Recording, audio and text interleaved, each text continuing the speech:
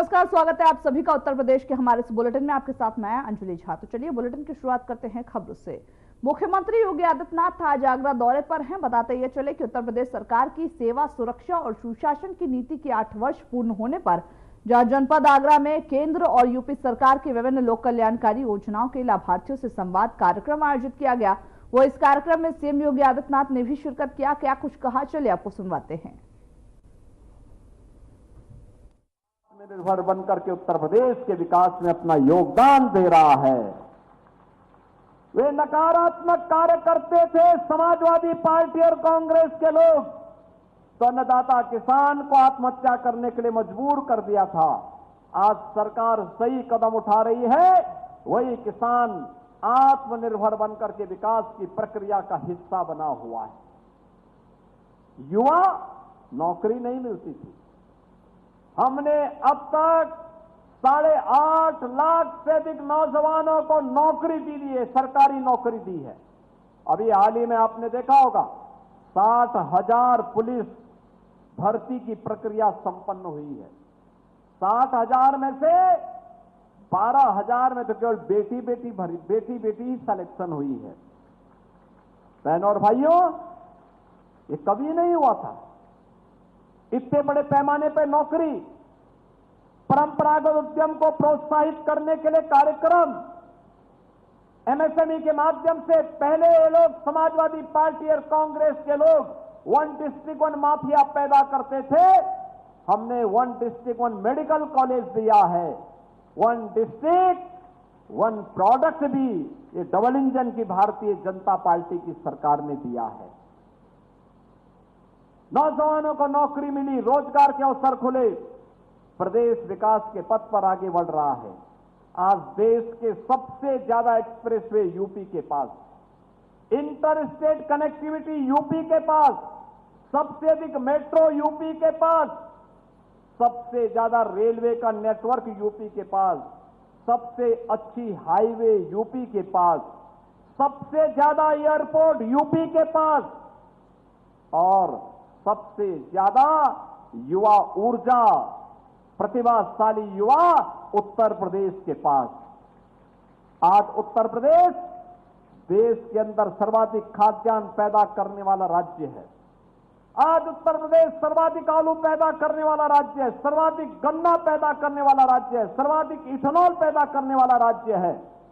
और उत्तर प्रदेश आज देश के अंदर हर एक क्षेत्र में नंबर 1 की प्रतिस्पर्धा में आगे बढ़ करके देश के अंदर बीमारू राज्य नहीं, अब विकास की प्रक्रिया में अग्रणी राज्य बन करके अभी देश की नंबर 2 अर्थव्यवस्था बन चुका है।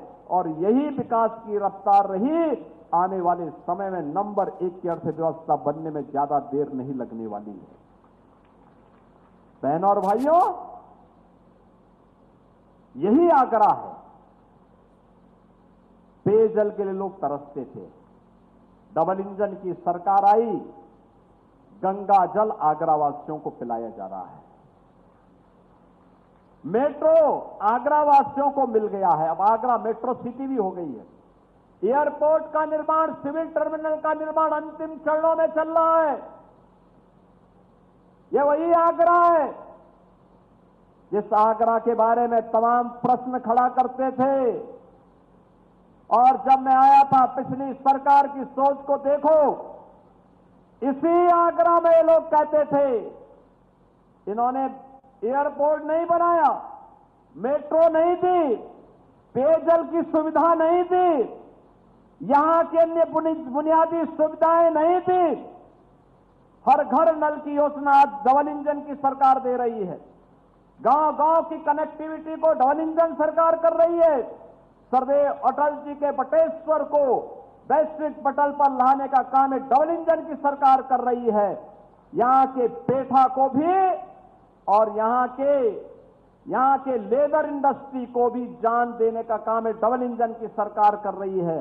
लेकिन पिछली सरकार ने क्या कहा, यहां पे एक म्यूजियम का निर्माण ये लोग करा रहे थे, उसका नाम भी इन्होंने मुगल म्यूजियम रखा। हमने कभी मुगलों का आगरा से क्या संबंध है? आगरा का संबंध ब्रजभूमि।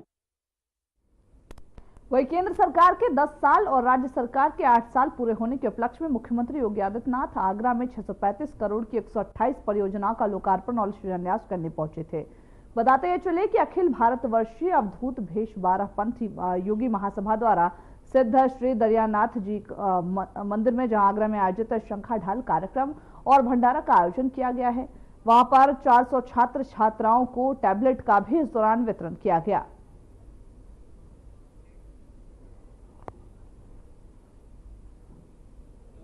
प्रयागराज की धरती पर आए, इतना बड़ा समागम संतों का और श्रद्धालुओं का दुनिया के अंदर इससे पहले कभी नहीं हुआ, कहीं नहीं हुआ। ये ताकत केवल सनातन धर्म में ही है। उसी सनातन धर्म को पुष्ट करने के लिए, मजबूत करने के लिए भारत की शैव परंपरा के एक प्रमुख पंथ के रूप में नाथ पंथ की अपना महत्वपूर्ण स्थान है। संप्रदाय से जुड़े हुए योगेश्वर अलग अलग उपपंथों के माध्यम से बृहत्तर भारत में आज भी सनातन धर्म के मूल्यों और आदर्शों के लिए अपने आप को समर्पित करके कार्य कर रहे हैं।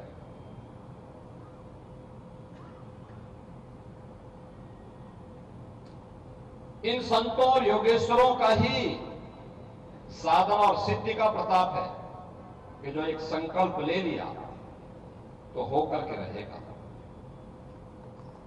कुंभ या महाकुंभ हो, अयोध्या में श्री राम जन्मभूमि पर मर्यादा पुरुषोत्तम प्रभु श्री राम के भव्य और दिव्य मंदिर के निर्माण का कार्य, जिसको लोग असंभव कहते थे नहीं हो सकता, लेकिन वह संकल्प पूरा हुआ। संकल्प की पूर्ति का माध्यम बना समाज की जागरूकता, समाज की एकजुटता, सामाजिक एकता का जो भाव पूज्य संतों ने राम भक्तों के मन में पैदा किया, उत्तर से दक्षिण तक, पूरब से पश्चिम तक, उस एकता के ज्वार ने सभी बाधाओं को दूर करते हुए, सभी बाधाओं को पार करते हुए राम जन्मभूमि के आंदोलन को इतना प्रचंड तेज के साथ भर दिया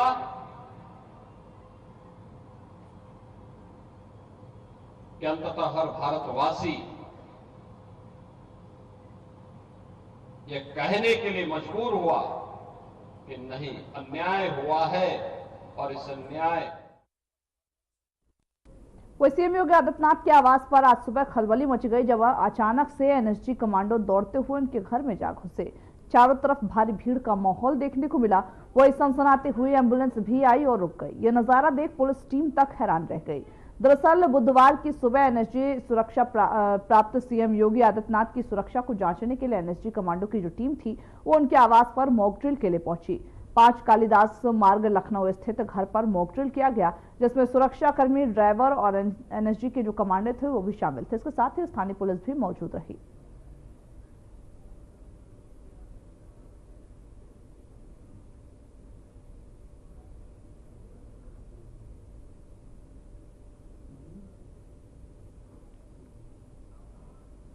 उत्तर प्रदेश सरकार के सेवा, सुरक्षा और सुशासन की नीति के 8 वर्ष पूरे होने पर मंत्री राकेश सचान के रतापुर चौराहे पर स्थित सामुदायिक केंद्र में 3 दिवसीय विकास उत्सव कार्यक्रम का शुभारंभ किया गया। कार्यक्रम में विभिन्न विभागों की योजनाओं की प्रदर्शनी भी लगाई गई। वही मंत्री राकेश सचान ने बताया है कि मुख्यमंत्री योगी आदित्यनाथ के नेतृत्व में उत्तर प्रदेश ने आर्थिक सशक्तिकरण और समृद्धि के नए मापदंड स्थापित किए हैं।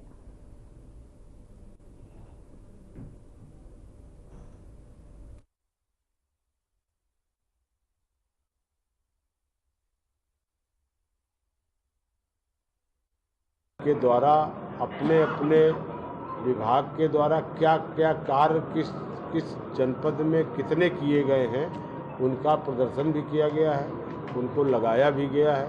और उसी के चलते आज ये रायबरेली में हम सारे लोग यहाँ इकट्ठा हैं। पूरी प्रदर्शनी बाहर लगी है, हर विभाग की अलग अलग, और अलग अलग रायबरेली में किन किन मदों पे कितना काम किया गया है उसका सारा डाटा आपके पास है, जो आपको पत्र दिया है उस पत्र में भी है। आप उससे देख सकते हैं, चाहे सड़क हो, चाहे बिजली हो, चाहे सिंचाई हो, चाहे शिक्षा हो, चाहे चिकित्सा हो, आम जनजीवन से जुड़ी हुई जो भी आवश्यकताएं हैं उनके लिए काम किया गया है। यहाँ के डेवलपमेंट में सड़क के लिए हो, बिजली के लिए हो, अलग वह उत्तर प्रदेश की योगी सरकार के 8 वर्ष पूर्ण होने के अवसर पर राज्य मंत्री और मैनपुरी के जो प्रभारी मंत्री है नरेंद्र कश्यप आज मैनपुरी पहुंचे। मैनपुरी में उन्होंने उत्तर प्रदेश सरकार की जन कल्याणकारी योजनाओं के बारे में जानकारी दिया और बताया कि योगी सरकार के 8 सालों में सेवा, सुरक्षा, स्वास्थ्य और सुशासन में बड़ी कामयाबी हासिल किया है। मंत्री नरेंद्र कश्यप ने कहा कि योगी जी के नेतृत्व में उत्तर प्रदेश की आर्थिक व्यवस्था सुदृढ़ हुई और 8 लाख से भी ज्यादा युवाओं को सरकारी पदों पर भर्ती किया गया। इसके अलावा राज्य में कानून व्यवस्था बेहतर हुई है और साथ ही किसानों की खुशहाली में भी सुधार आया है। उन्होंने यह भी कहा कि उत्तर प्रदेश की जो जनता है वो भी ये मानती है कि ये 8 साल बेमिसाल रहे।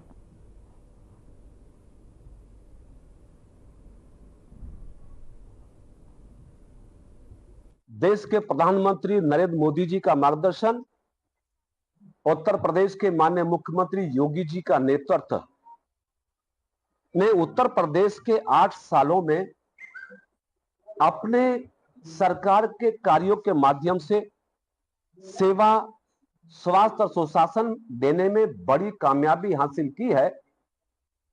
3 दिवसीय आयोजन के माध्यम से हमारी सरकार उत्तर प्रदेश के 8 वर्षों की सरकार की सफलताओं, उपलब्धियों को जनता जनार्दन के बीच में ले जाने का लक्ष्य लेकर अपने कार्य में आगे बढ़ रही है। हमें प्रसन्नता है कि योगी जी के नेतृत्व वाली सरकार में उत्तर प्रदेश की आर्थिक व्यवस्था बहुत सुदृढ़ हुई है। 2017 तक उत्तर प्रदेश की अर्थव्यवस्था 7वें नंबर पर होती थी। योगी जी के सरकार के प्रबंधन और बेहतरी के कारण आज वो अर्थव्यवस्था दूसरे नंबर की अर्थव्यवस्था बन गई। वह उत्तर प्रदेश सरकार के 8 और केंद्र सरकार के 10 वर्ष पूरे होने पर हमीरपुर जिले में 3 दिवसीय कार्यक्रम का आयोजन किया गया। चौरा देवी ग्राउंड में यह आयोजन किया गया। कार्यक्रम की शुरुआत जिले के प्रभारी मंत्री रामकेश निषाद ने दीप प्रज्वलित कर किया। इस दौरान सभी विभागों ने अपने अपने टेंट लगाए और केंद्र और राज्य सरकार द्वारा चलाए जा रहे जो योजना है उसकी जानकारी दी।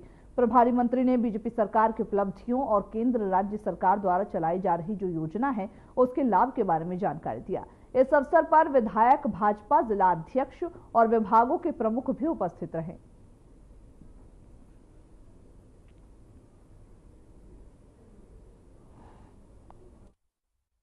भारतीय जनता पार्टी के नेतृत्व वाली प्रदेश सरकार के 8 वर्ष पूरे हुए हैं और केंद्र सरकार के 10 वर्ष पूरे होने पर ये आप लोगों के बीच में माध्यम से चर्चा करने का अवसर है।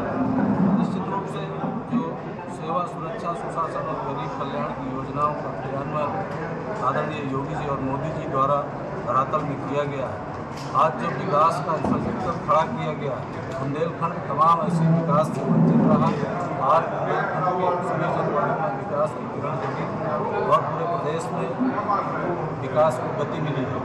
और जहाँ तक कानून व्यवस्था की बात है, पूरे देश में और दुनिया में मोदी जी की कानून व्यवस्था, योगी जी की कानून व्यवस्था के बारे में सभी लोग जानते हैं कि यहाँ गुंडे, माफिया, भ्रष्टाचारी।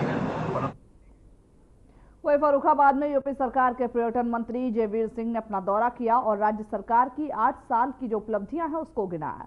मंत्री ने कहा कि प्रदेश में पर्यटन क्षेत्र में अभूतपूर्व विकास हुआ है। उन्होंने यह भी बताया कि प्रदेश में नए एयरपोर्ट के निर्माण के साथ साथ 11 एक्सप्रेसवे भी बनाए गए हैं, जिसमें प्रदेश की कनेक्टिविटी में सुधार हुआ। जयवीर सिंह ने फर्रुखाबाद की हवाई पट्टी को जल्द ही एयरपोर्ट में बदलने के लिए सरकार के प्रयासों पर भी चर्चा किया। उन्होंने कहा कि मुख्यमंत्री योगी आदित्यनाथ के नेतृत्व में सरकार इस पर गंभीरता से विचार कर रही है। संवैधानिक व्यवस्थाओं से देश चल रहा है, संविधान के तहत देश चल रहा है, तो बहुत सारे ऐसे मामले जो लोक हित के हैं, जनहित के हैं, जिनमें विकास होना चाहिए, जिनमें बहुत कुछ आगे बढ़ने की हम लोगों की योजनाएं हैं, उन योजनाओं पर कहीं न कहीं माननीय न्यायालय के स्टे के या उसमें अन्य रुकावटों के कारण हम लोग समुचित रूप से वहाँ न निर्णय ले पा रहे हैं और न विकास कर पा रहे हैं। ओवैसी का भी एक बयान छोटा सा साथ में जुड़ा हुआ है मुख्यमंत्री जी का कि ओवैसी जो है मुस्लिम तुष्टिकरण की राजनीति करते हैं। देखिए, मुस्लिम तुष्टिकरण बहुत हो गया, अब होने वाला नहीं है। सनातन संस्कृति चलेगी। सपा विधायक रविदास मेहरोत्रा के नमाज पढ़ने पर सियासी बवाल मच गया है। भाजपा विधायक ने इस पर कड़ी प्रतिक्रिया दी है। कहा कि अगर कोई भी हिंदू धर्म को धोखा दे रहा है तो वह मुसलमानों का सगा कैसे हो सकता है। रविदास मेहरोत्रा का जो ये बयान है वो और उनका जो नमाज पढ़ना विवादों का केंद्र बन गया है। भाजपा के नेताओं ने सपा पर यह आरोप लगाया कि वे धर्म के प्रति अपनी जिम्मेदारी से भाग रहे हैं, जबकि मेहरोत्रा ने इन आरोपों का खंडन किया है।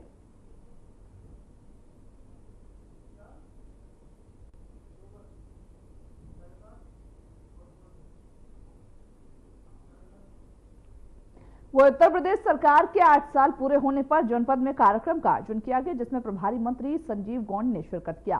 कार्यक्रम के दौरान यूपी सरकार की जो प्रमुख उपलब्धियां थी वो गिनाई गई, जिनमें माफियाओं के सफाई, किसान कल्याण, महिला सशक्तिकरण, रोजगार, पेंशन और राशन वितरण जैसे ऐतिहासिक कार्य शामिल है। बताते यह भी चले कि कार्यक्रम में दिव्यांगों को ट्राईसाइकिल भी वितरित किए गए और सरकार की योजनाओं पर आधारित पुस्तिका का विमोचन भी किया गया।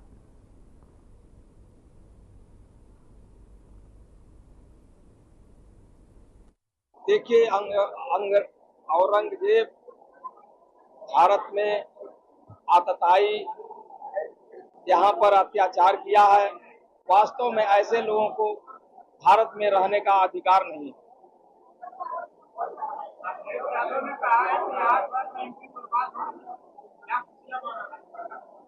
देखिए, अखिलेश यादव 2017 के पहले मुख्यमंत्री रहे हैं और माननीय अखिलेश यादव जी ने सनातन को, धर्म को कभी नहीं माना।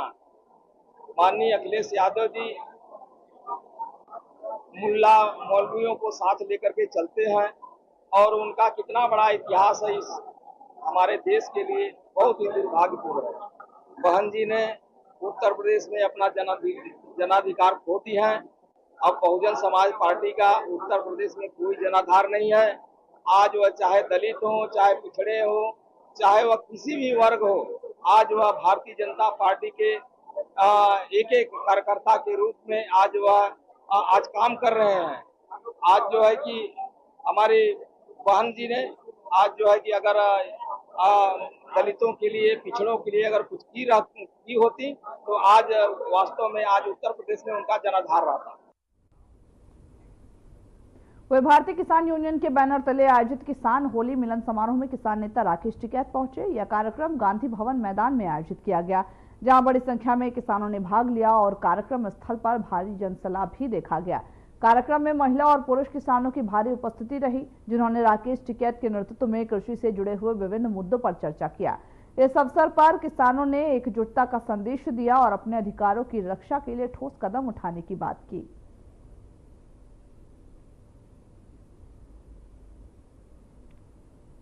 तो समारोह में जहां राकेश टिकैत ने शिरकत किया, वहीं साथ ही साथ तमाम जो किसान थे वो वहां पर उपस्थित रहे और किसानों से जुड़े हुए जो मुद्दे हैं जैसे एमएसपी और तमाम मुद्दों को लेकर के इस दौरान चर्चा किया गया।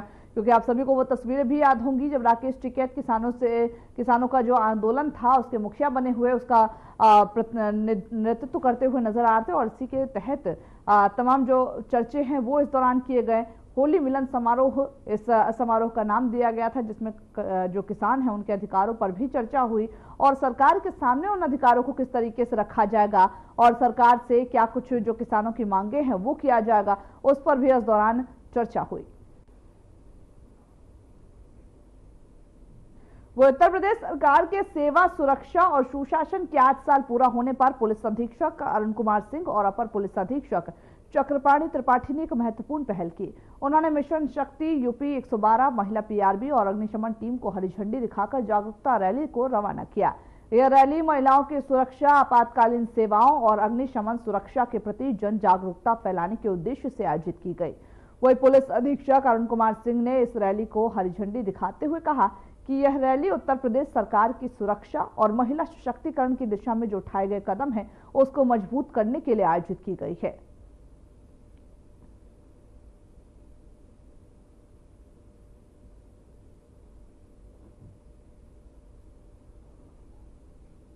वही आगरा में एक बड़े हंगामे की खबर सामने आई है, जहां पर करनी सेना के कार्यकर्ताओं ने सपा के राज्यसभा सांसद रामजी लाल सुमन के आवास पर धावा बोल दिया।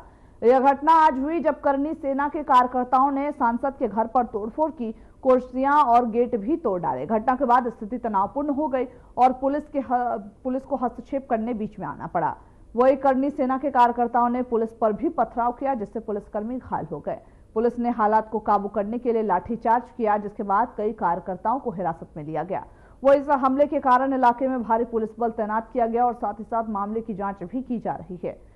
तो तस्वीरें हम आपको दिखा रहे हैं, जहां पर पुलिस के साथ करनी सेना हाथापाई करते हुए नजर आ रहा है और साथ ही साथ उस पर कुर्सियां भी फेंकी जा रही हैं, जिसकी वजह से पुलिसकर्मी घायल हो गए। तस्वीरें आप देख सकते हैं किस तरह से पुलिसकर्मी वहां पर करनी सेना को कंट्रोल करने की कोशिश कर रहे हैं, लेकिन इसके बावजूद बल का प्रयोग करते हुए करनी सेना उस बैरिकेड्स को भी तोड़ दे रहे हैं, जो पुलिस ने व्यवस्था बनाने के लिए और साथ ही साथ दंगे ना भड़के इसके लिए लगाए थे।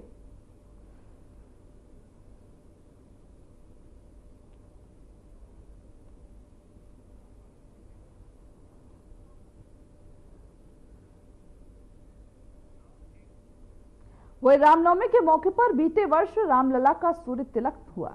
इस बार ट्रस्ट ने यह फैसला लिया कि आने वाले 20 सालों तक लगातार सूर्य तिलक होता रहेगा। भवन निर्माण समिति की बैठक में रामलला के सूर्य तिलक को लेकर के चर्चा की गई कि अगले 20 वर्षों तक रामलला का सूर्य तिलक रामनवमी पर हो सके, इसकी स्थायी व्यवस्था अब की बार कर ली जाएगी। सूर्य तिलक का कार्यक्रम देश और विदेश में लाइव प्रसारित भी किया जाएगा। वह सूर्य तिलक का जो प्रस्तुतिकरण है वो बैठक में इंजीनियर्सों ने दिया।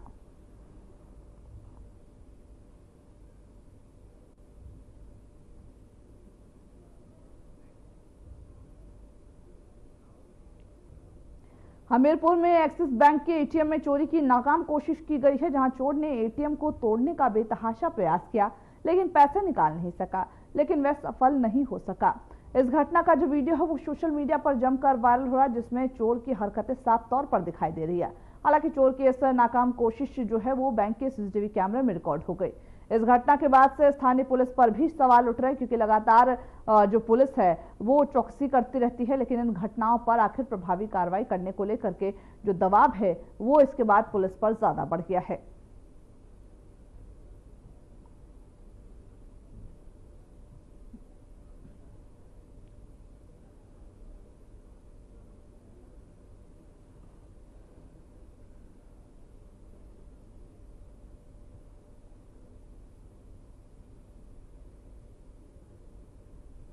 तो ये तस्वीरें आपको हम दिखा रहे हैं, जहां पर चोर जो है वो एटीएम मशीन को तोड़ते हुए नजर आ रहा है। हालांकि ये जो फुटेज है वो सीसीटीवी फुटेज है। हालांकि इसी के ऊपर पुलिस पर जो दबाव है वो बढ़ता हुआ नजर आ रहा है। पुलिस जल्द से जल्द इस आरोपी की पहचान कर छानबीन कर रही है।